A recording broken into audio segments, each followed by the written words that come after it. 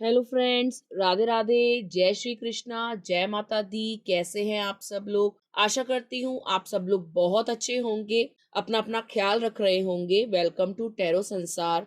आज का हमारा टॉपिक है कि आपके घर में लक्ष्मी क्यों नहीं टिकती, मतलब आपकी लाइफ में पैसा क्यों नहीं टिकता। घर में पैसा आता है तो वो खर्च क्यों हो जाता है, वो रुकता क्यों नहीं है। जितना आप कमाते हो उतना ही निकल जाता है या उससे ज्यादा खर्च हो जाता है। तो घर में बरकत क्यों नहीं है, घर में प्रॉस्पेरिटी क्यों नहीं है।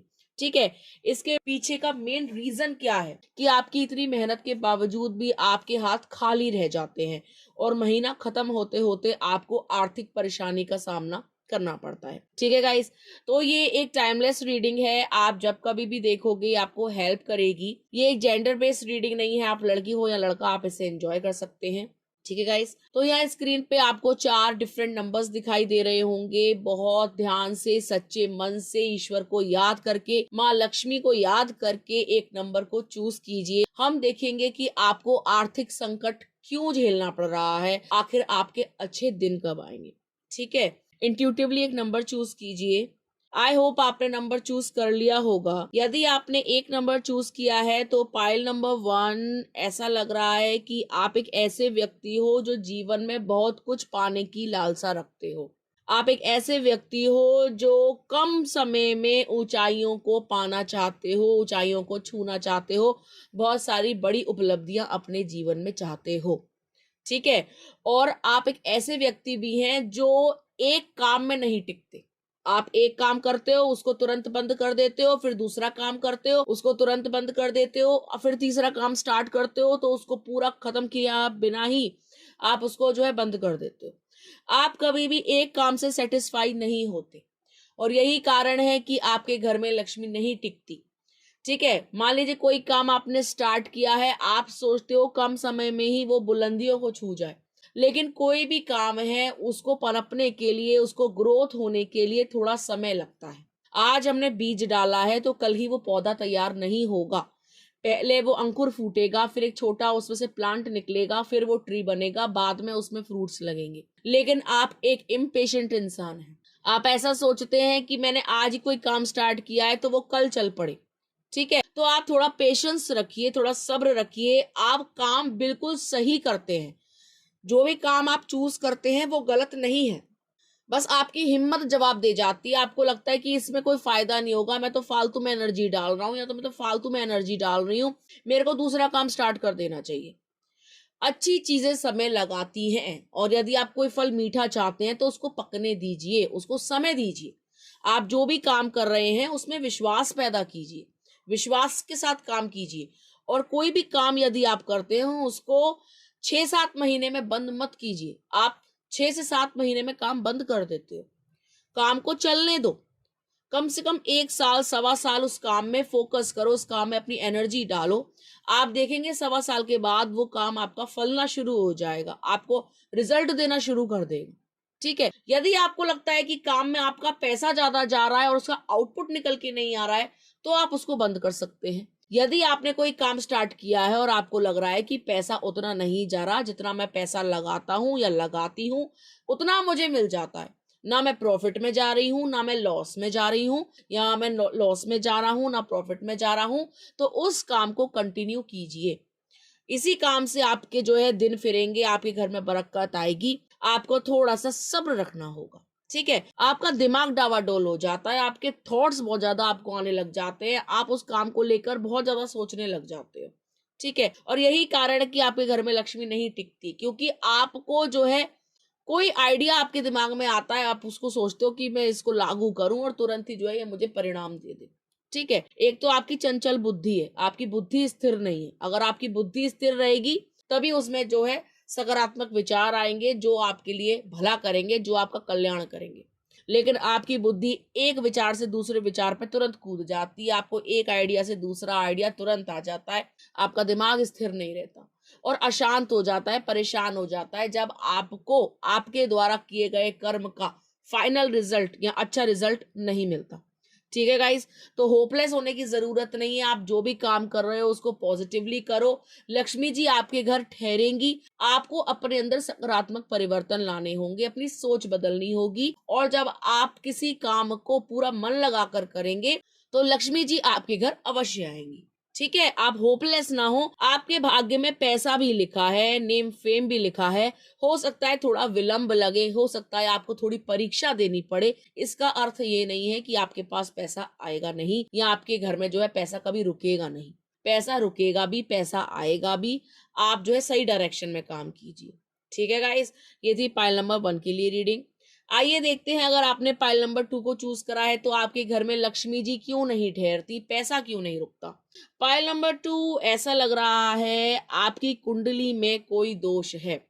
आपके घर में पितृ दोष लगा हुआ है। आपके पूरे घर में, आपकी कुंडली में, या आपके माता पिता की कुंडली में, या भाई बहन की कुंडली में, या घर खानदान में, दादी बाबा के में, किसी में दोष लगा हुआ है, पितृ दोष। पितृ दोष का उपाय जब तक आप नहीं करेंगे तब तक आपके घर में बरकत नहीं होगी, तब तक घर में प्रॉस्पेरिटी नहीं आएगी, कोई काम नहीं बनेगा, रिश्तों में अनबन रहेगी, पैसा नहीं टिकेगा। बहुत मेहनत करने के बाद भी आपको उतना अच्छा रिजल्ट नहीं मिलेगा। पैसा आप जितना कमाएंगे उससे ज्यादा का खर्चा होगा। आपके ऊपर कर्जे हो सकते हैं, आप लोन ले सकते हैं, यहाँ तक कि समाज में बदनामी भी हो सकती है। ठीक है, क्योंकि यहाँ पे कार्ड दर्शा रहा है कि आपके घर में एंसेस्टर्स कर्स है, कोई दोष है।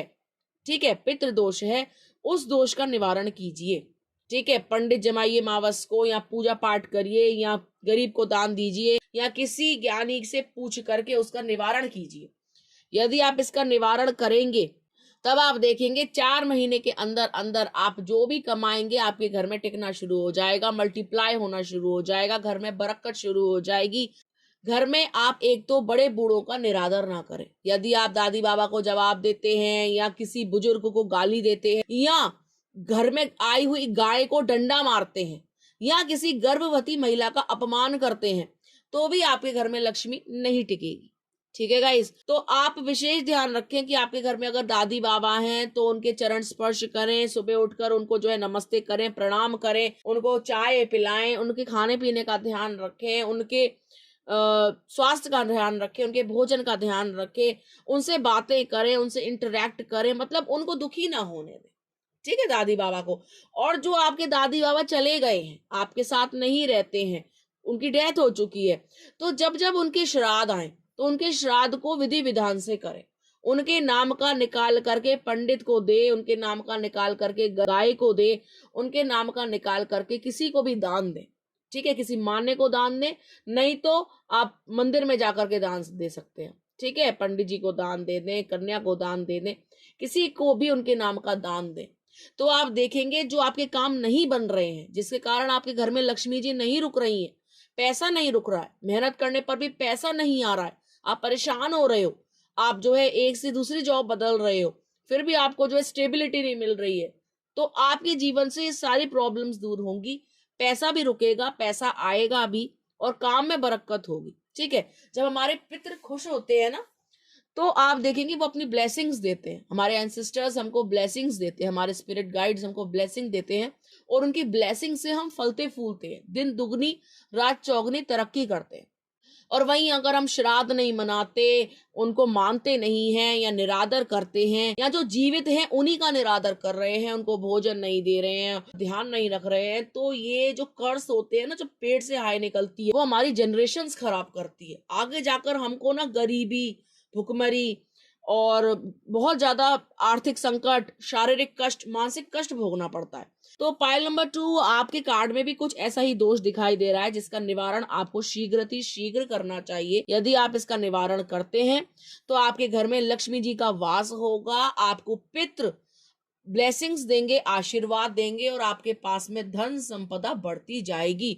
उनकी कृपा से आप देखेंगे घर बड़ा बन जाएगा, मकान बड़ा बन जाएगा, आपके पास गाड़ी आ जाएगी। आप जिस चीज के बारे में सोचेंगे वो चीज आपके पास होगी, यदि आप जीते जी और मृत दोनों को खुश रखते हैं तो। ठीक है, ये कहीं सुनी बातें नहीं होती हैं, इनका प्रभाव हमारे जीवन पे सकारात्मक और नकारात्मक दोनों तरीके से पड़ता है। ठीक है गाइस, तो ये थी पाइल नंबर 2 की रीडिंग। आप इस बात का विशेष ध्यान रखिएगा। आइए देखते हैं, अगर आपने पायल नंबर 3 को चूज करा है तो आपके घर में लक्ष्मी जी क्यों नहीं ठहरती हैं। पायल नंबर 3 ऐसा दिखाई दे रहा है, चाहे आप लड़की हैं या लड़का, आप जो भी कमाते हो उसमें से एक हिस्सा अपनी माँ को नहीं देते, या बहुत कम देते हो, या उनके ऊपर खर्च उतना नहीं करते हो जितना खर्च आप अपने ऊपर करते हो। ठीक है, आप जो भी हो, चाहे आप लड़की हो या लड़का, और आप कितना भी कमाते हो, चाहे 100 रुपए या 1 लाख रुपया, अगर आप उसमें से 10%, 5%, 20% अपनी माँ को नहीं देंगे तो आपके घर में लक्ष्मी नहीं टिकेंगी। ठीक है, आपके साथ कोई भी फीमेल रह रही है, चाहे आपके साथ माँ रह रही है, चाहे आपके साथ सिस्टर रह रही है, चाहे आपके साथ वाइफ रह रही है, ठीक है, या आपकी गर्लफ्रेंड भी है, यदि आप उनके ऊपर एक फीमेल एनर्जी के ऊपर पैसा नहीं लगाते हो, उनको पैसा नहीं देते हो, तो आपके पास पैसा नहीं टिकेगा। ठीक है, यदि घर की स्त्री प्रसन्न रहती है, खुश रहती है, तो वहां लक्ष्मी जी का वास होता है, वहां पैसा ज्यादा आता है। ठीक है, यदि आप कितना भी अच्छा बिजनेस करते हो, कितनी भी अच्छी जॉब करते हो, अगर आप घर में स्त्री के साथ दुर्व्यवहार करते हैं या उसकी जरूरतों का ख्याल नहीं रखते, उनके हाथ में 2 पैसे नहीं रखते, ठीक है, या छोटी छोटी चीजों के लिए आप उनको रुलाते हो, तो आपके घर में लक्ष्मी नहीं टिकेगी। ठीक है गाइस, पायल नंबर 3, आप अपने घर में पैसा देना शुरू करिए, स्पेशली लेडीज को। ठीक है, चाहे आपके घर में छोटी बच्ची हो तो आप उसको प्लीज करिए, खुश करिए, खिलौने दिलाइए, कपड़े दिलाइए, उसको खाने पीने का ध्यान रखिए। अगर आपकी मदर है तो महीने में 1 बार आप उनको कहीं बाहर खाना खिलाने लेके जाइए, उनको पॉकेट मनी दीजिए, या कहीं भी आप बाहर जाते हैं तो उनके लिए कुछ ना कुछ लेकर आइए। फिर आप देखते जाइए कैसे आप जो है पैसों में दिन दुगनी रात चौगनी तरक्की करोगे। पैसा आपके पास चुंबक की तरह खींचा चला आएगा, आपके पास पैसे की कमी नहीं होगी, आपके घर में भंडार भरेंगे, आपके घर में जब जब महिला प्रसन्न रहेगी आपका शुक्र मजबूत होगा और पैसा आपके पास आने को विवश हो जाएगा। लक्ष्मी जी को आपके घर आना ही होगा, पैसा ठहरना शुरू हो जाएगा, पैसा खत्म नहीं होगा। एक काम आप डालोगे, आपका 1 से 2 काम बन जाएंगे, इनकम के सोर्स मल्टीप्लाई हो जाएंगे। ठीक है गाइस, तो फीमेल एनर्जी को प्रसन्न कीजिए, वो आपके लाइफ में किसी भी रूप में है, उनको कभी भी पैसों के लिए तरसाइए मत। अगर वो आपसे 10 रुपए की डिमांड कर रही है तो आप उनको 15 दे दीजिए कि ये 15 रख लो, एक्स्ट्रा रख लो, पर कमी नहीं पड़नी चाहिए, आप दुखी मत रहो। तो इस टाइप का जब आप नेचर रखोगे ना, तो पैसे की कभी आपको कमी नहीं होगी। ठीक है, अगर आप कंजूसी दिखाओगे या ये सोचोगे कि इनके ऊपर खर्च करके क्या होगा, ये तो फालतू में फिजूल खर्ची करते हैं, तो इस तरीके की आप सोच यदि रखेंगे तो पैसा कभी नहीं आएगा और कभी रुकेगा भी नहीं। ठीक है, आप जितना कमाते जाओगे वो खत्म ही होता जाएगा, उसमें बरकत नहीं होगी, उसमें प्रोस्पेरिटी नहीं होगी। ठीक है गाइस, तो यदि आप चाहते हो कि पैसा मल्टीप्लाई हो तो फीमेल एनर्जी के ऊपर थोड़ा सा इन्वेस्टमेंट शुरू कीजिए। ठीक है, यदि आप उनको गोल्ड भी दिलाते हैं तो गोल्ड आपका घर में ही रहेगा, कहीं बाहर तो जाएगा नहीं, वो औरत उनको कहीं बेचने तो जाएंगी नहीं, आपकी चीज आपके घर की घर में ही रहेगी, औरत भी खुश, माँ भी प्रसन्न, और आपका शुक्र भी मजबूत हो रहा है, घर की चीज घर में रह गई। ठीक है गाइस, यदि आप इस विचारधारा से चलेंगे तो आपकी घर की चीज घर में रहेगी और पैसा भी बना रहेगा। ठीक है, लक्ष्मी जी का भी वास होगा। आइए देखते हैं, अगर आपने पायल नंबर 4 चूज करा है तो आपके घर में लक्ष्मी टिकती क्यों नहीं है। पायल नंबर 4, ऐसा लगता है आपकी पैसों को लेकर धारणा थोड़ी अलग है, आपकी धन को लेकर धारणा थोड़ी अलग है। आपको ऐसा लगता है कि पैसा जितना ज्यादा जोड़ते जाओगे उतने अमीर होते जाओगे। ठीक है, ये बात कई हद तक सही है, मतलब 70% ये बात ट्रुथ है कि जितना हम जोड़ते हैं पैसा, वो आगे जाकर हमारा ही साथ देता है। पैसा कहता है तू आज मुझे बचा, मैं कल तुझे बचाऊंगा, ये बात सत्य है। लेकिन आपने इस धारणा को 100% सत्य मान लिया है, आप कंजूसी से चलते हो, घर की चीजों में कट ऑफ करते हो, पैसे को बचाने की पूरी पूरी कोशिश करते हो, घर में आप 1 रुपया लगाते हो और आपको लगता है 99 रुपए में अपनी जेब में रख लूं, ये बाद में काम आएंगे।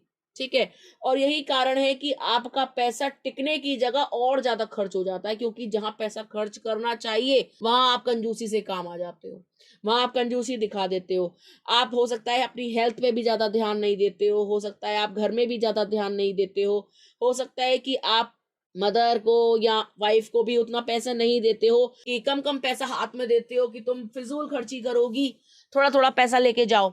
ठीक है, तो आप हो सकता है थोड़े कंजूस प्रवृत्ति के हो और आपके अंदर ये आदत हो पैसे को अपने पास चिपका के रखने की, अपने पास संजो के रखने की। ठीक है, आपको पता है कि लक्ष्मी चंचल होती है, वो कभी एक जगह नहीं टिकती। और मनी फ्लो तभी होता है जब एक हाथ से लेन, एक हाथ से देन होता है।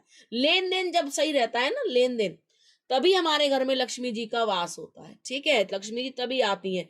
पैसे को यदि आप ब्लॉक कर लोगे, मनी ब्लॉक कर दोगे, तो मनी का एक्चुअल में ब्लॉकेज हो जाएगा, मनी रुक जाएगी, मनी का फ्लो नहीं होगा।